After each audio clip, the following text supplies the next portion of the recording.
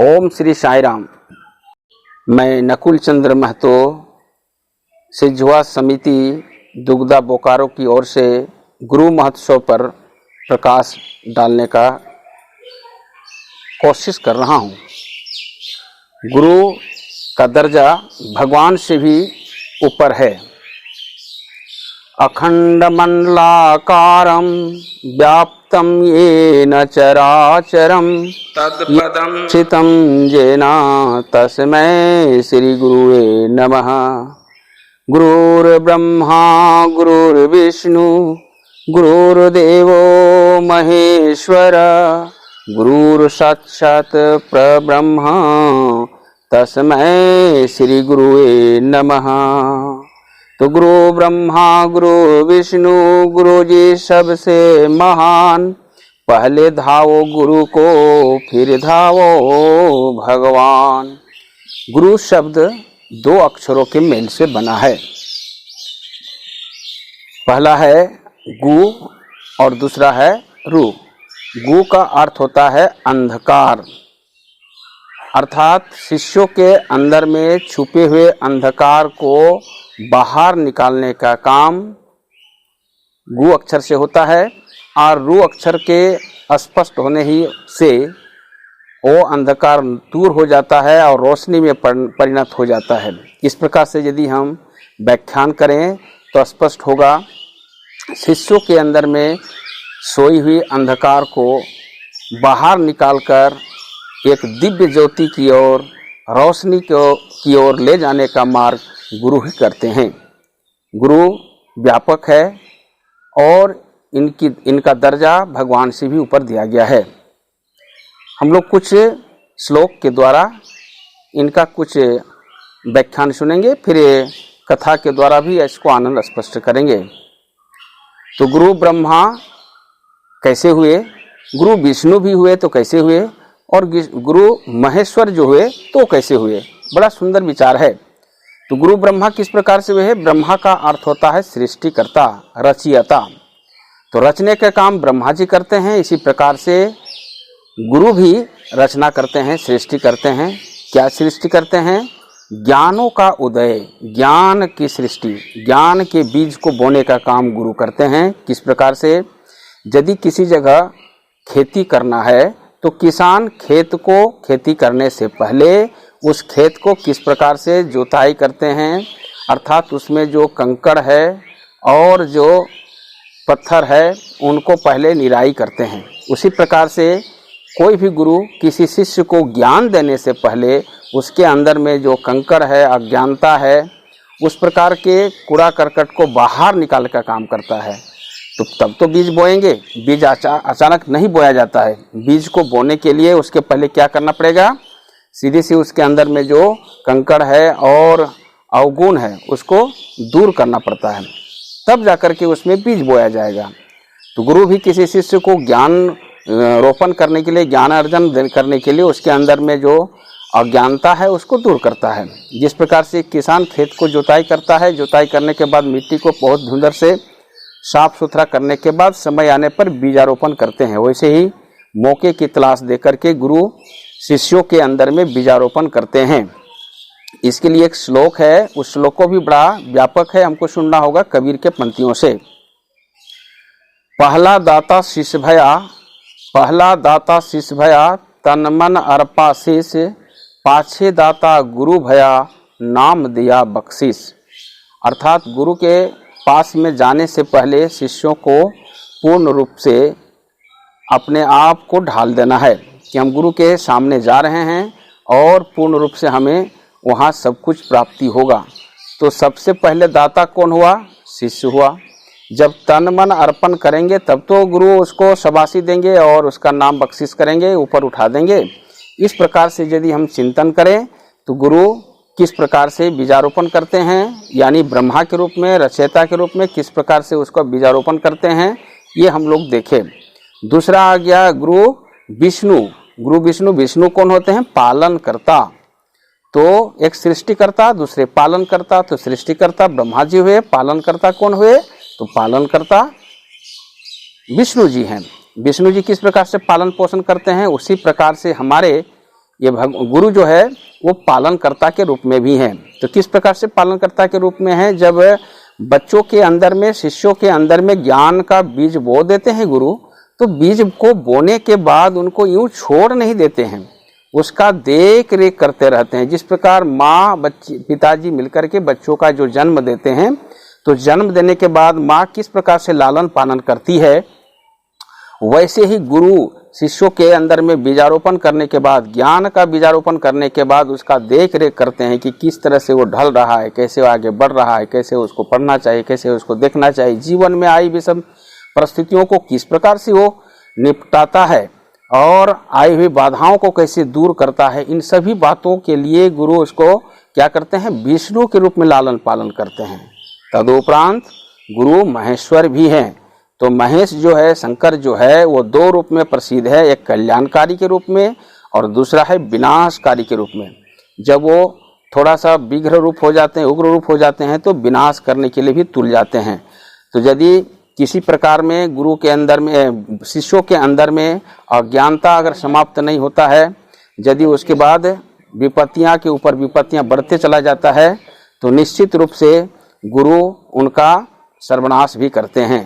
पहले कल्याणकारी रूप में बीजारोपण करते हैं, फिर आगे चल कर के उसका लालन पालन करते हैं और समय आने पर उसका कल्याणकारी रूप बन जाते हैं और विध्वंसक भी बने होते हैं।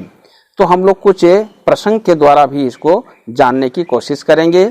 फिर एक पंक्ति आता है, गुरु गोविंद दो खड़े काके लागू पाए, गुरु गोविंद दो खड़े काके लागू पाए, बलिहारी गुरु आपने जिन गोविंद दियो बताए, कबीरा जिन गोविंद दियो बताए।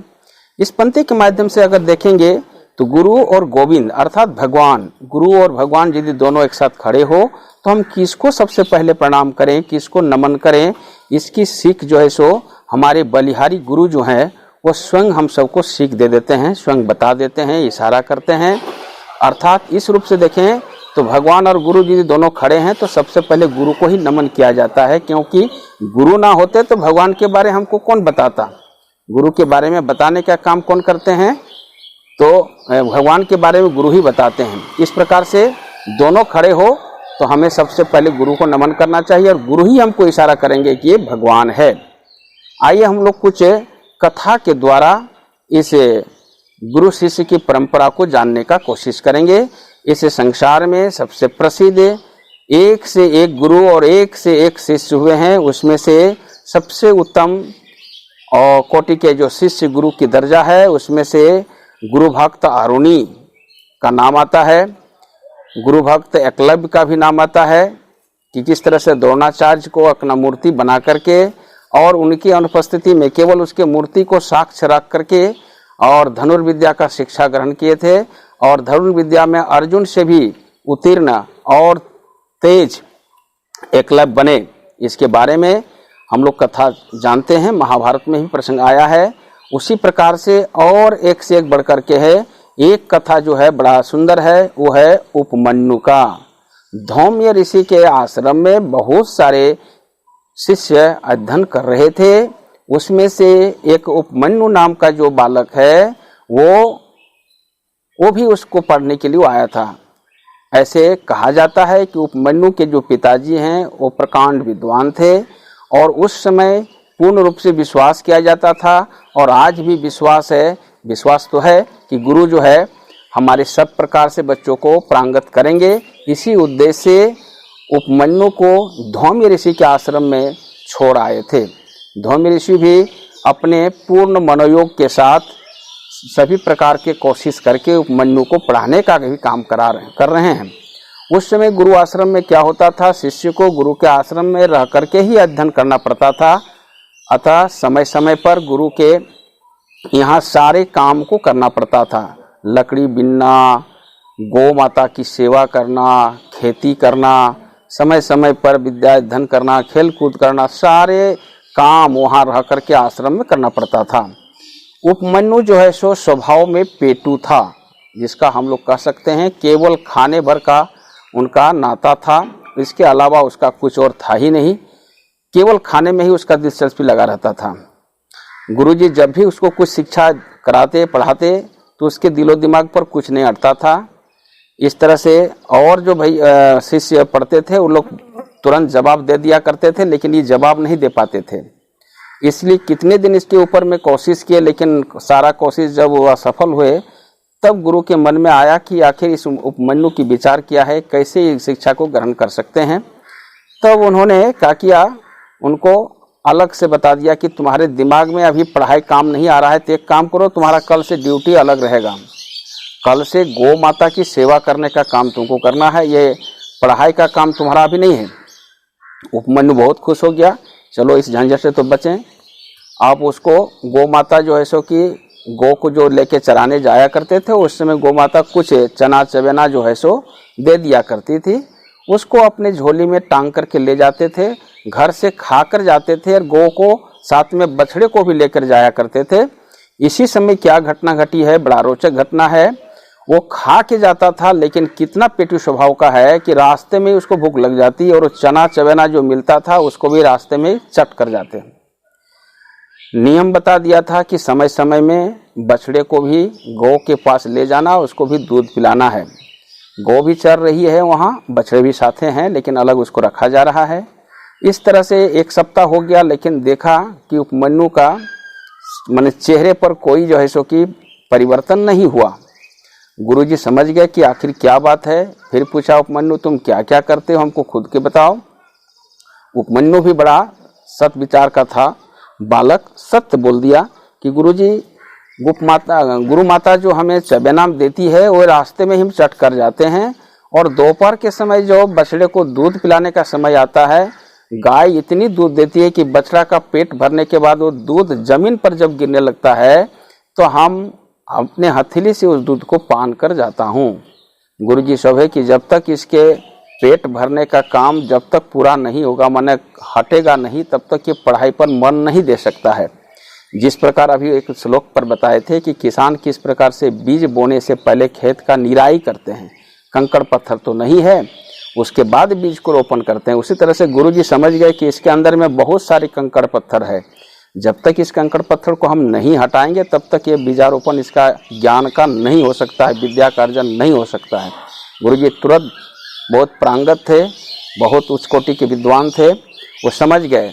उपमन्यु को समझा दिया, देखो पुत्र, कल से तुम जो गौ चराने जाओगे तो भूल करके भी गौ माता का दूध पान नहीं करना। बछड़ा कितनों पान कर ले और जमीन में गिरे तो गिरने दो, उसके मुंह से जो बचा हुआ गिर जाता है उसको मत पान करना, वो धरती माँ के लिए है। उपमन्यु भी बड़ा आज्ञाकारी बालक था, वो भी कहा ठीक है गुरुजी यही होगा। अब कल से जो चवना होता था, चवना तो रास्ता में ही खा जाया करता था। दोपहर के समय जब गाय बछड़े को चरा पिलाने के लिए वो ले जाते तो उस समय जो दूध गिरता था, मन तो करता था खा ले, लेकिन गुरु की आज्ञा अनुसार वो नहीं खाने लगा। इस पर क्या हुआ, एक सप्ताह के बाद उसका चेहरा में थोड़ा सा परिवर्तन आ गया। अब लगने लगा कि वो भूख को बर्दाश्त करने का क्षमता उसके पास आ गई है। तब गुरुजी ने उसको कहा कि देखो बेटा, तुमको अभी और अब गौ चराने के लिए नहीं जाना है, अब कल से तुम फिर इसी मंडल में बैठ कर, आश्रम में बैठ करके अध्ययन करोगे। उपमन्यु कहा जी गुरुजी, जो आदेश। गुरुजी के आदेश पर उपमन्यु अब दूसरे दिन से पढ़ाई करने में बैठ गया। अब गुरुजी जो कुछ बताते उसको थोड़ी थोड़ी समझ में आने लगा। देखिए, जीवन में हम सभी जो है एक बात को याद रखना चाहिए, हम जीने के लिए खाते हैं, है ना, जीवन जीने के लिए खाते हैं, जीने के लिए थोड़ी सी याद रखना चाहिए इस बात को। बड़ा सुंदर प्रसंग है। तो जीने के लिए खाते हो कि जीने के लिए खाते हो, वो बात आएगा। तो प्रश्न है, खाने के लिए हम नहीं जीते हैं, जीने के लिए खाते हैं। खाने के लिए नहीं जीते हैं, जीने के लिए खाते हैं। तो जीने के लिए खाते हैं, यदि इस उद्देश्य से अगर ध्यान दिया जाए तो निश्चित रूप से हमारा जीवन स्वस्थ रहेगा, मनोयोग रहेगा और आगे होगा। गुरुजी पारखी व्यक्ति थे, उन्होंने तुरंत विचार को बदल करके उपमन्यु को समझाना शुरू किया। उपमन्यु भी धीरे धीरे अब समझ में आने लगा, जो प्रश्न बताते उसको उपमन्यु को समझ में आता, वो रटने लगे। इसी तरह से कुछ ही दिनों के बाद उपमन्यु पूर्ण रूप से प्रांगत हो गए और कहना नहीं होगा, पूरा परिवर्तन हो गया। किस तरह परिवर्तन होगा? इस बार जो वार्षिक परीक्षाएं हुई उसमें जो कुछ प्रश्न उत्तर हुआ उसमें से उपमन्यु सबसे अव्वल हुआ, सबसे प्रथम आया। ये देख कर के अन्य शिष्य लोग भी समझने लगे आखिर ये क्या बात है, कैसे इस तरह का आ गया। तो बोला कि नहीं, ये तो हमारे गुरुजी के दिया गया ज्ञान का मार्गदर्शन है जिसके कारण मैं इस तरह से हो पाया हूँ। क्या तुम अभी भी बता सकते हो चोरी तो नहीं किए हो? नहीं गुरुजी, मैं चोरी नहीं किया हूँ। आप चाहो तभी भी प्रश्न कर सकते हो। तो अन्य शिष्यों के बीच में जब उससे प्रश्न पूछा गया तो बेहिचक उन्होंने जवाब दिया। इसके जवाब को सुनकर सभी माने आश्चर्यचकित रह गए और वास्तव में जो श्रेय उनका अव्वल का आया था निश्चित रूप से प्रथम स्थान में वो रहा। कहना नहीं होगा, आज व्याकरणाचार्य के रूप में उपमन्यु जाने जाते हैं, बहुत बड़े विद्वान बने आगे चल करके और व्याकरण शास्त्र के प्रांगत हुए, ये जग जाहिर है। तो इस प्रकार से गुरु शिष्य के महत्व पर बहुत सारे रोचक कथाएं मौजूद है। एकलव्य के बारे में छोटा सा दीर्घ लघु कथा को मैं सुनाना चाहता हूँ। एकलव्य ऐसे बालक था जिन्होंने गुरु द्रोणाचार्य के समक्ष जाकर के विद्या अध्ययन करने के लिए बहुत अनुनय किया था, प्रार्थना किया था। उस समय आपको बता देते हैं, द्रोणाचार्य जो है वो दरबारी गुरु रहे, उसके अंदर में थोड़ा सा छल कपट का भाव जरूर रहा था, क्योंकि दरबारी जो गुरु होते हैं, राजाओं के दरबार में रहने वाले गुरु केवल अपने ही राजकुमार के प्रति वो सोचते हैं, दूसरे और को नहीं। और इसको इस तरह से भील जाति के कह करके उसको टाल दिया कि मैं ब्राह्मण के सिवा और किसी को शिक्षा नहीं देता हूँ, जिसके कारण एकलव्य हार नहीं माना। उसी की प्रतिमा को बना करके और जंगल में एक आश्रम पर उस मूर्ति को रख करके, साक्ष्य रख करके अपने धनुर्विद्या का अभ्यास करने लगा। और कुछ ही दिनों में इतना सुंदर उसका अभ्यास हुआ कि उस समय के जो धनुर्धर थे, अर्जुन जैसे धनुर्धर भी उसके सामने पीछे हो गए और सबसे ऊपर दर्जा एकलव्य का होने लगा। इधर एकलव्य अपने गुरु के प्रति श्रद्धा रखते थे। एक दिन जंगल में जब पांचों पांडव और सब जो घूम रहे थे, उसमें एक कुत्ता कहीं से आ गया था। उस कुत्ते को एकलव्य ने इस तरह से तीर चलाया था कि उसका आगे पीछे दाएं बाएं से इतने तीर लग गया कि कुत्ता का भौंकना बंद हो गया और एक बूंद भी खून उसका नहीं गिरा था।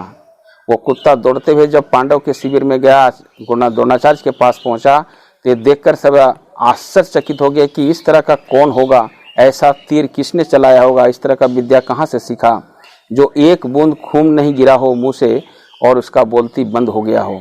कहना नहीं होगा, वो लोग सभी जब आने लगे तो कुत्ता ही उसको लेके आ गया उस आश्रम पर। वहाँ जाके देखे कि एकलव्य जो है सो कि द्रोणाचार्य की मूर्ति को रख करके और इस तरह धनुर्बाण सीख रहे थे। और जब द्रोणाचार्य उसके पास आए तो छल से उसका अंगूठा ही मांग लिया, इसलिए कि यदि ये आगे हो जाएगा तो हमने जो धनुर्विद्या में सबसे अव्वल का अर्जुन का जो मैं घोषणा किया हूँ वो पीछे रह जाएगा। इस प्रकार से एक चीज़ हम सभी को सीखना चाहिए, आज के समय में गुरु बनना आसान तो है, आसान नहीं है, और आसान तब होगा जब उसके दायित्व को पूर्ण रूप से निभाया जाए। छल कपटी नहीं होना चाहिए, पूर्ण रूप से साधु होकर के, निष्कपट होकर के और विद्या अध्ययन कराना चाहिए, ताकि शिष्यों के अंदर में किसी प्रकार का कोई छल कपट ना हो सके। इन्हीं बातों को लेकर के मैं आज आपके समक्ष उपस्थित हुआ था। आशा है आप लोग को अच्छा लगा हो। ओम श्री साई राम।